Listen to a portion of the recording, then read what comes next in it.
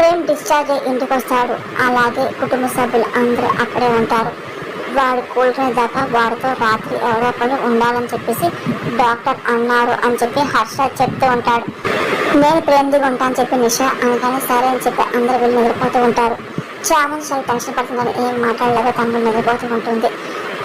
ఇంకా ప్రేమ్ నిద్రపోవడం అలాగే నిషా నిద్రపోతూ ఉంటుంది. ఒక్కసారిగా ప్రేమ్ మెలకు వచ్చి ఇబ్బంది పడుతూ నిషాని పిలుస్తూ ఉంటాడు. కానీ నిషా మాత్రం ఏ మాత్రం చెల్లించకుండా అలాగే కాలం నిద్రపోతూ ఉంటుంది. అప్పుడు ఇంకా చామంతి ఉలిపడి లేస్తుంది. ఏంటి నా మనసు ఏదో ఇబ్బంది పడుతుంది, నా మనసు చెల్లిస్తుంది అని చెప్పి అనుకుంటూ ఒకసారి వెళ్ళి చూస్తూ ఉంటుంది. అప్పుడు ఇంకా ప్రేమ్ మనసు నుండి జారి పడిపోతుంటాడు. బాబు అని చెప్పి చామంతి పట్టుకుంటుంది. ప్రేమ్ సైకిల్ చేసి వాటర్ కావాలి అంటూ ఉంటారు. ఇంకా చామంతి ఇంకా వాటర్ బాటిల్ తీసుకొని వాటర్ పట్టిస్తుంది.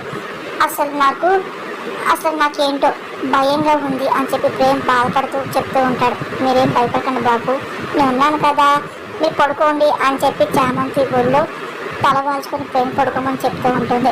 ఇంకా ప్రేమ్ అలాగే నిద్రపోతుంటాడు. ఇంకా ప్రేమ్ నిద్రపోయాక చామంతి నిద్రపోతుంది. ఇంకా తెల్లారుతుంది. నిషా అప్పుడే ఇంకా కళ్ళు తెరిచి ఒళ్ళేసుకొని చూస్తుంది. ఇంకా షాక్ అవుతుంది. ఇంకా చాలా కోపం వస్తుంది. చామంతి ఒళ్ళో ప్రేమ్ నిద్రపడి చూసి ఇంకా ఆశపడుతుంటుంది. ఇంకొకసారిగా లేచి ఆంటీ అంకుల్ అని చెప్పి అదే పనిగా నిషా గట్టిగా అరుస్తుంది. ఆ అరుపుకి చామంతి ప్రేమ్ లేస్తూ ఉంటారు. ఆంటీ అంకుల్ రండి రండి అని చెప్పి నిషా దగ్గర కేకలు పెడుతూ ఉంటుంది.